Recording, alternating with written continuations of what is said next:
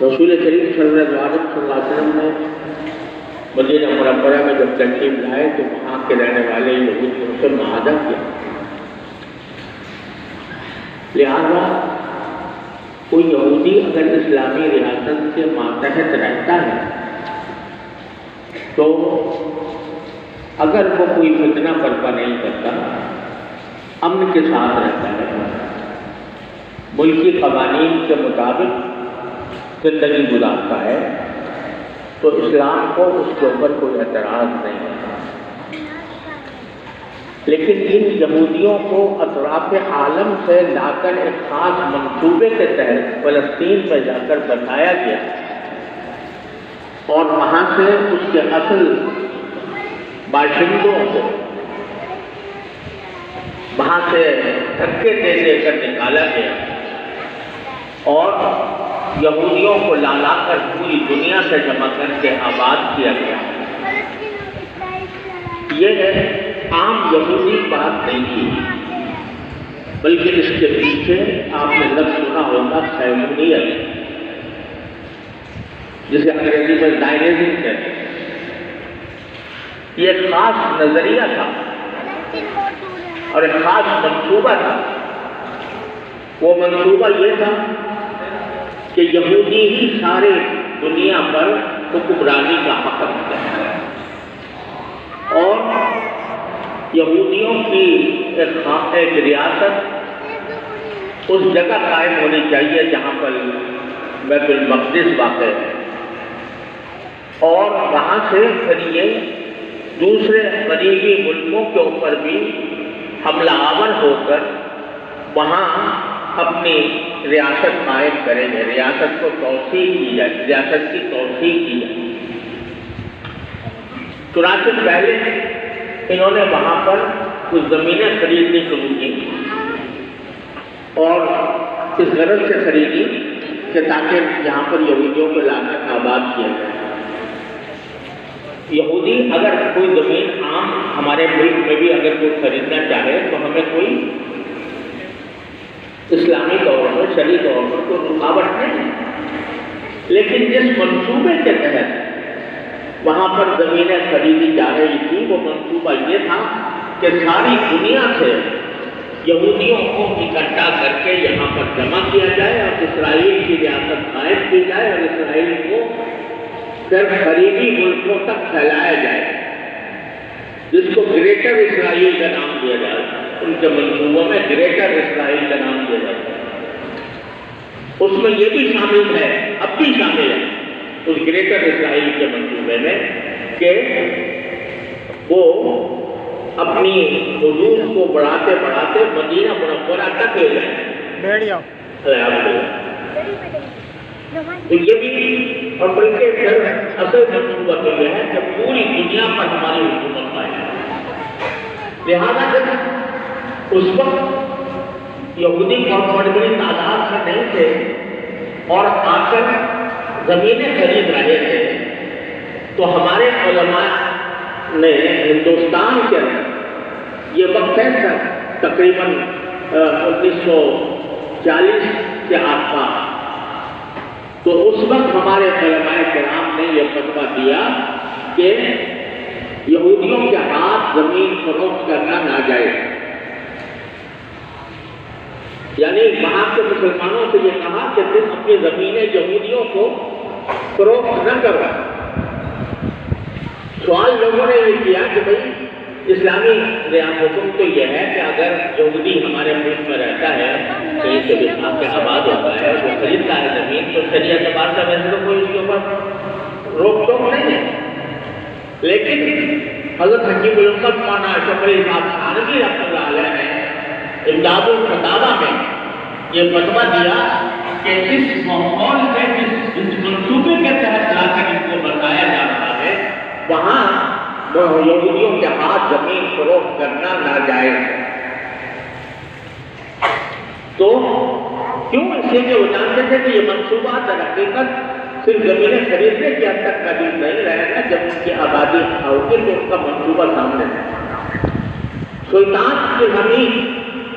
جو آخری خلیفہ تھے عثمانی سلطنت، ترکی عثمانی سلطنت، ان کے پاس یہودیوں کا ایک بہت بڑا وفد آیا اور اس سے کہا کہ آپ ہمیں وہاں فلسطین کے اندر کوئی بڑی جگہ اعلان کر دیں تاکہ ہم وہاں پر جا کر رہیں۔ تو سلطان عبدالحمید نے کہا جب تک میں زندہ ہوں میں اس منصوبے کے تحت وہاں پر بستیاں قائم کرنے کی اجازت نہیں دے سکتا۔ مسلمانوں نے، علماء کرام نے، سیاسی رہنماؤں نے کیونکہ اس منصوبے کو بھانپ لیا تھا اس لیے انہوں نے اس سے منع کیا۔ آج بھی دیکھو کشمیر کے اندر یہ تحریک چل رہی ہے، کشمیر کے اندر دوسرے علاقوں سے ہندوؤں کو لا کر آباد کیا جا رہا ہے اور کشمیری علاقے میں چاہتے ہیں کہ مسلمانوں کی جو اکثریت ہے اس اکثریت کو اقلیت سے تبدیل کرنے کے لیے وہاں پر دوسرے علاقوں سے ہندو لا کر آباد کیا جائے۔ تو اس وقت ہم نے بھی فتویٰ دیا، میں نے بھی فتویٰ دیا اور وہ شائع ہوا پورے کشمیر کے اندر کہ مسلمانوں کے لیے جائز نہیں ہے کہ وہ اپنی زمینیں یا ہندوؤں کو فروخت کریں جو دوسرے علاقے سے آ کر آباد کریں۔ کیوں؟ اس لیے کہ اس کا مقصد اکثریت کو اقلیت بنانا اور اقلیت کو اکثریت کو تبدیل کرنا ہے۔ یہ منصوبہ جو ہے یہ شرعی اعتبار سے ہم نے کہا کہ لوگوں کے لیے جائز نہیں ہے کہ وہاں پر زمینیں بیچیں یہودیوں ہندوؤں۔ وہ فتویٰ بڑے پیمانے پر وہاں پر شائع ہوا اور الحمدللہ اس کا اثر بھی ہوا۔ بہرحال اسرائیل نے پہلے تو زمینیں خریدنے کا سلسلہ شروع کیا اور افسوس ہے کہ بعض لوگوں نے اپنے ذاتی مفاد کی خاطر جب دیکھا کہ یہ بڑی بڑی قیمتیں دے کر خرید رہے ہیں تو لوگوں نے زمینیں بیچی ان کے ہاتھ۔ جب ان کی ایک اچھی بڑی تعداد وہاں پر ہو گئی تو پھر رفتہ رفتہ انہوں نے جارحیت کے ساتھ لوگوں کو ان کی آبادیوں سے نکالنے لگے اور پھر برطانیہ ان کے پل پر آ گیا اور اس نے بالفور کا مشہور اعلان کر کے اسرائیل کی حکومت کو تسلیم کر۔ یہ بھی آج سے 75 سال پہلے کا واقعہ ہے اور اسی وقت جب پاکستان قائم ہو رہا تھا اسی سال اسرائیل کا بھی قیام ہو گیا اور جب پاکستان کے بانی قائد اعظم محمد علی جناح سے پوچھا گیا اسرائیل کے بارے میں تو انہوں نے یہ کہا کہ یہ مغربی طاقتوں کا حرام بچہ ہے، یعنی ناجائز بچہ ہے۔ اور ان کی سوانح حیات میں ان کی بہن نے یہ لکھا ہے کہ جس وقت قائد اعظم آخری سانس تھے ان کے تو 3 کلمے ان کی زبان پر تھے، ایک کشمیر، دوسرے مہاجرین، تیسرے فلسطین، اور اس کے بعد لا الہ الا اللہ پڑھ کر کا ختم ہوگا۔ تو پہلے مرحلے پر ادھر پاکستان بن رہا تھا ادھر اسرائیل بن رہا تھا، تو پاکستان کو اس بات کے لیے ایک توقعات امت مسلمہ کی قائم ہو رہی تھی کہ پاکستان انشاءاللہ ایک ایسی اسلامی ریاست ہوگا جو پورے عالم اسلام کی قیادت کرے گا۔ اس کے مقابلے میں اسی وقت اسرائیل کو کھڑا کیا گیا اور اس اسرائیل کی جب حکومت قائم ہو گئی تو اس نے زبردستی وہاں سے فلسطینیوں کو اپنے علاقوں سے نکالنا شروع کیا اور ان کو سمیٹ کر بہت لمبی تاریخ ہے اس میں سمیٹ کر آخر میں ان کو غزہ کے ایک چھوٹے سے علاقے کے اندر محفوظ کر معاشرے میں، یعنی دنیا میں کوئی مثال نہیں مل سکتی کہ اتنے بڑے شہر کو ایک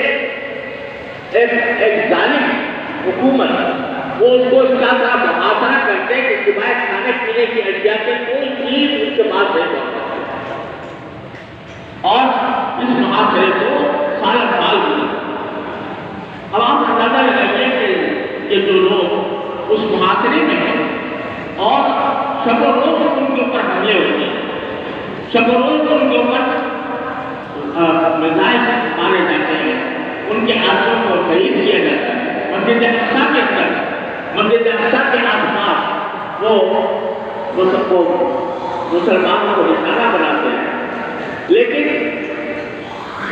ان نوجوانوں پر جنہوں نے ساری اسرائیل کی بڑی بڑی طاقت کو سامنے رکھنے کے باوجود پہلے ان کا پتھروں سے مقابلہ کیا، یعنی ان کے ٹینک آتے تھے اور یہ ان کے پاس سوائے پتھروں سے گزرے تھے، اور نوجوان لڑکے 16 سال 17 سال 18 سال کے بچے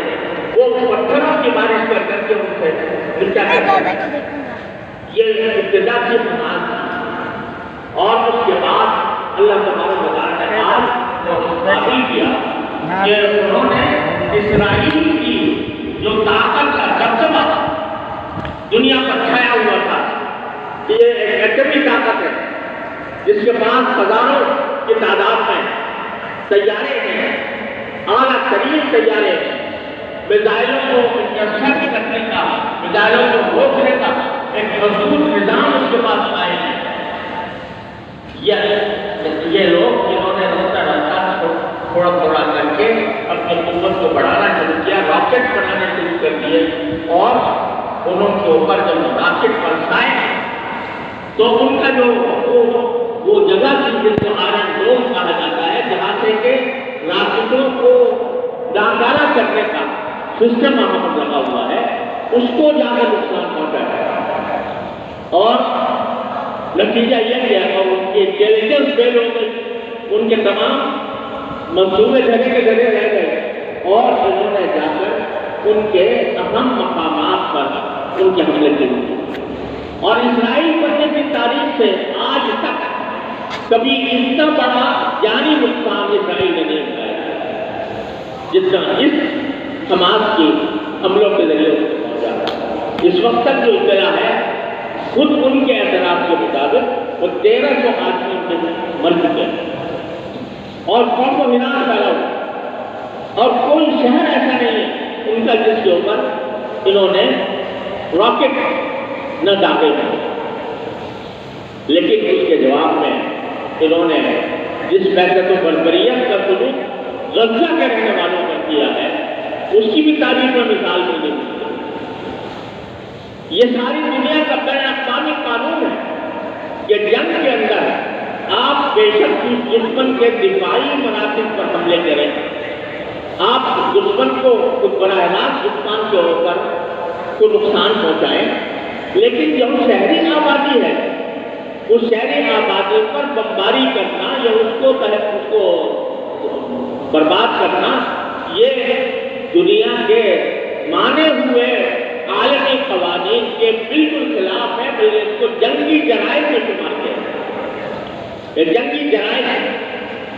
اور پھر بمباری بھی جو اطلاعات ہیں وہ کہ اس میں فاسفورس کے بم جلانے والے لاشیں جلی ہوئی نظر آ رہی ہیں، وہ فاسفورس وہ کسی بھی لڑائی میں